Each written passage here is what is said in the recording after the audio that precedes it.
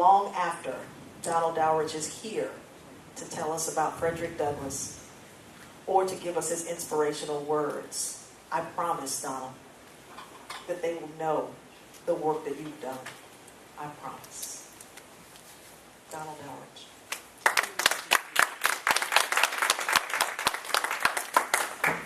Ladies and gentlemen, first of all, good afternoon. Can everybody hear me? Yes. Brace yourself for what's getting ready to happen. My tribute to the rain. Sunshine, blue skies, please go away. My girl done found another and gone away. With her, with my future, my life is filled with blue. So day after day, I stay locked up in my room.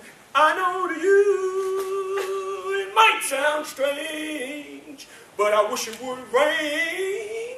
Oh yeah, yeah, yeah, yeah. Get ready, cause here I come. Get ready, cause here I come. Dun, dun, dun. Thank you.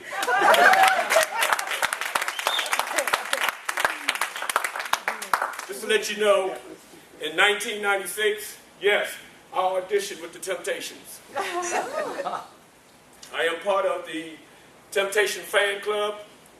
I also sing in the group. I sing all parts of the late Dennis Edwards. I was turned on to the Temptations when I was 13. Cloud 9, that was the song.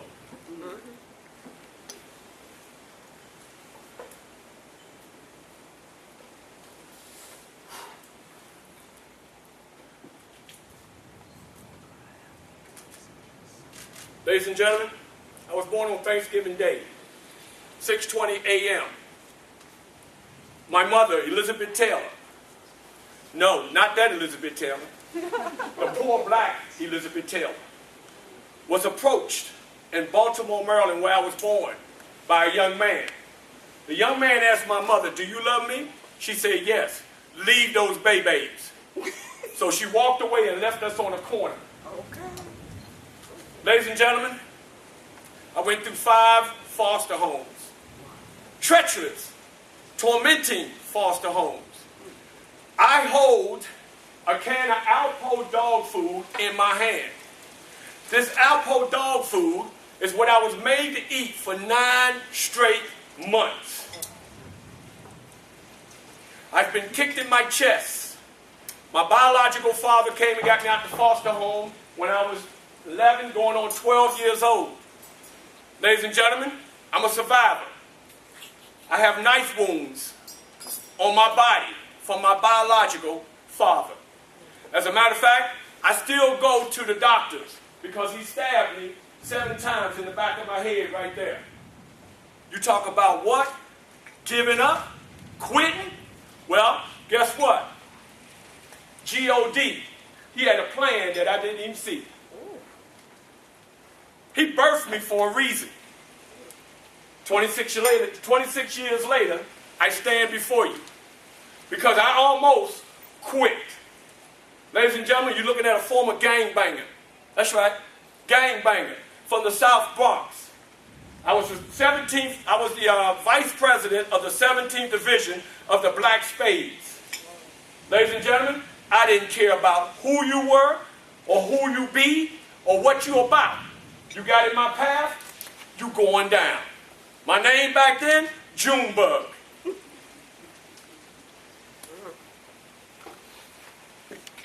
An elder gentleman approached me when I was 16 years old, and he said, "Young man, do you want to see 21 years old? I don't care about no 21 years old. I die right now, baby." Yeah, yeah.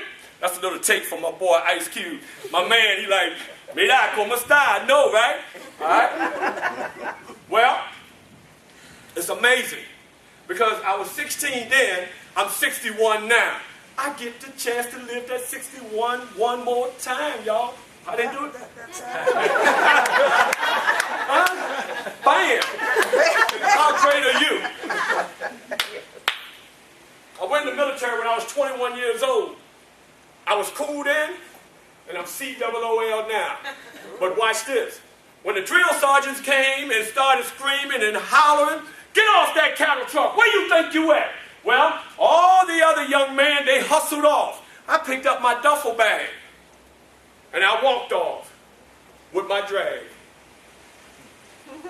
And when I got to the step, Drill Sergeant Thomas was standing right here. If you're taking notes, you might want to take what I'm about to say. Drill Sergeant Thomas stood in my face, spitting in my face. I said, "Man, if you spit in my face one more time." I didn't see that hand coming up that was getting ready to go around the back of my neck. He threw me down on the ground. And when I got down, he said, "Give me 50. I cried. Sylvester Stallone in the movie Rocky, the stallion. He broke this stallion. When I got up, I had tears in my eyes. And this is what he said. Get your notes ready. The maximum range of an excuse is 0.00 meters. If you want an excuse, ladies and gentlemen, well, be the excuse for SUCCESS. And that spells success.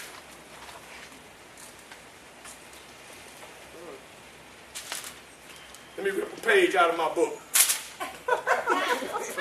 Matter of fact, since y'all laughing, let me rip another one. I heard my sister say Les Brown. I heard my brother say Les Brown. Ladies and gentlemen, God is so good. I get a call. Donald Dowridge, I want you to go to the airport. I want you to pick up Les Brown. That whole weekend, I was Les Brown's what? Chauffeur. Yeah, right. Les Brown told me, he said, "I'm going to give you $5,000 worth of motivation because you're my chauffeur." And then he's sitting right here. Oh, I ain't bragging, sir. In my Mercedes. And he told me, he said, "By the time you get in your 60s, you make sure that you continue to be hungry. Don't let nothing get in your way. Focus should be what you look for. Focus should be your what? Vision to your what? Higher pinnacle of your life."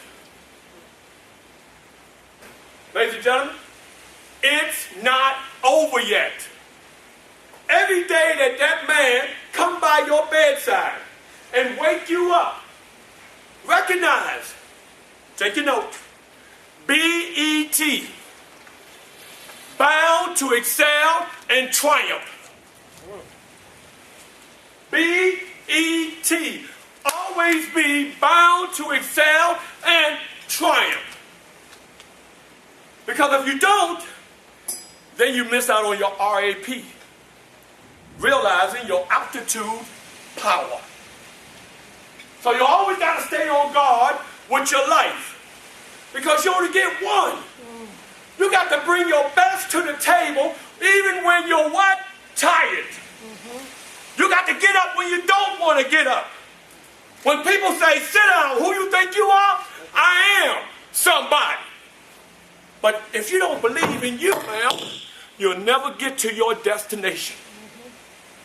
My man said, "We all gonna die." Don't hook up a U-Haul. Don't hook up a U-Haul to that casket, because it's not gonna go down with you.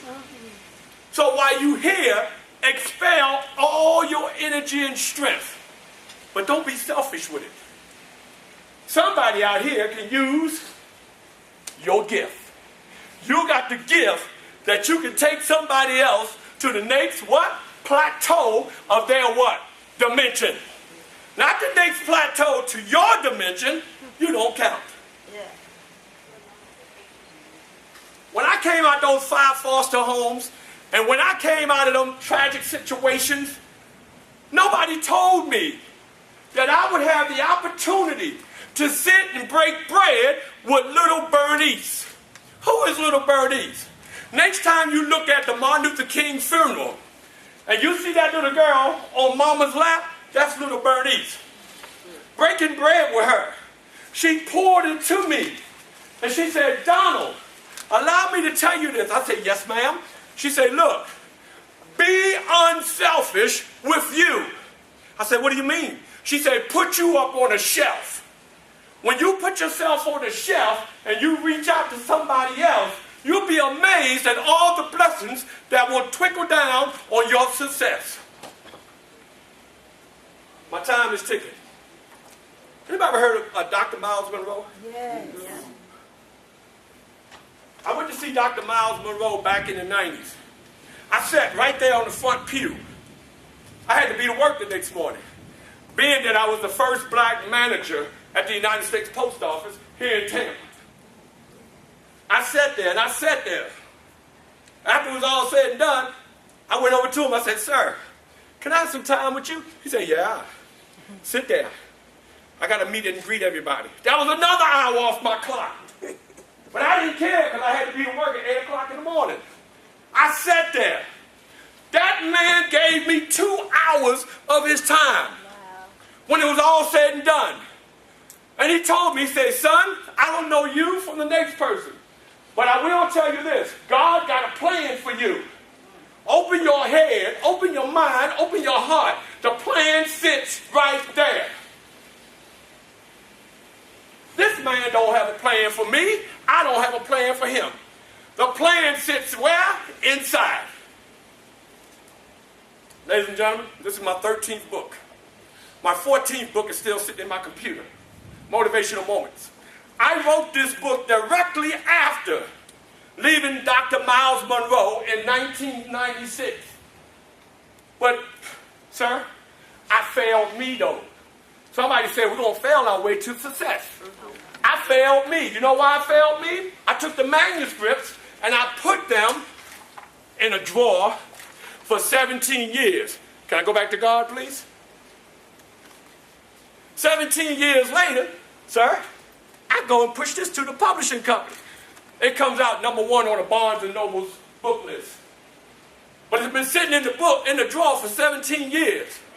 Don't give up on what's planned for you. No matter what people say. Ma'am, can I go there? I know my time is ticking. People say, "Don, you crazy. You too happy." My man is talking about drugs. Ladies and gentlemen, I'm probably the only man in this whole building without tissues in my nostrils.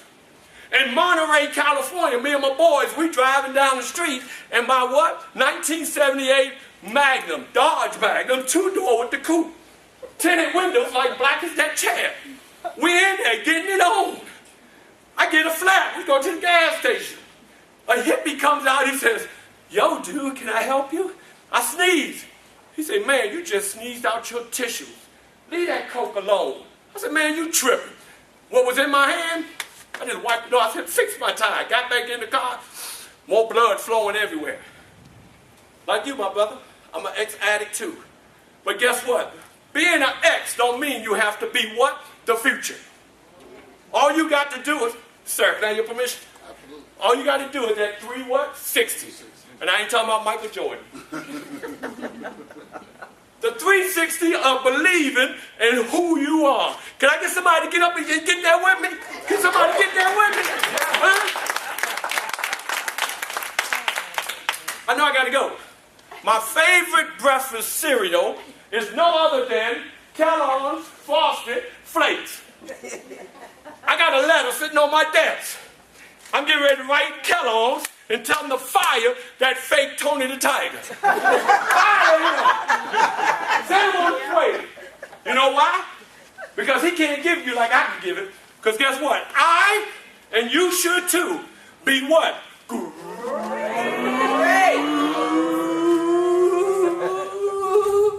I got a cold going. Great! And you can take me an hour to get it all out. That's why they won't let me in there, because the commercial was only what? 60 seconds? I got an hour of greatness. That's right. 60 minutes of greatness. Because, ladies and gentlemen, be fired up every day you live. Life is a gift. Yes. And it will disappear like that. Last thing. Everybody familiar with a pencil? Brand new? Yeah. Before you sharpen it? Look how long it is. The Reverend Dr. Martin Luther King Jr. died at 39 years old. He didn't live a whole life. But what he did do, he lived a half a pencil life. But but he gave everything he had in that short pencil life. Think about those people that are living the whole life and only living half of it. Because guess what? They die when they're 35, but they continue to stroll around. And they mad. Every day they mad. You know what they mad at? Darn, I ain't dead yet.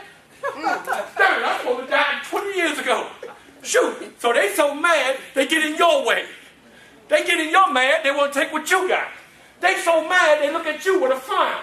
They so mad, they talk about you. But guess what? Let them talk. Because you know what you do? Walk it like I'm talking. Walk it like I'm talking. That's right. And guess what? Before I go, because I'm gone now. Each one of you all, hey, women in here, you are no longer queens. You are goddesses. You are goddesses. Young men in here, you are no longer gentlemen. You are kings. That goes for each and every one of you all. But believe in yourself because nobody else will. I'm out of here. Peace. Like my sister said, come to my store. It's over there. God bless you all. This Thank you.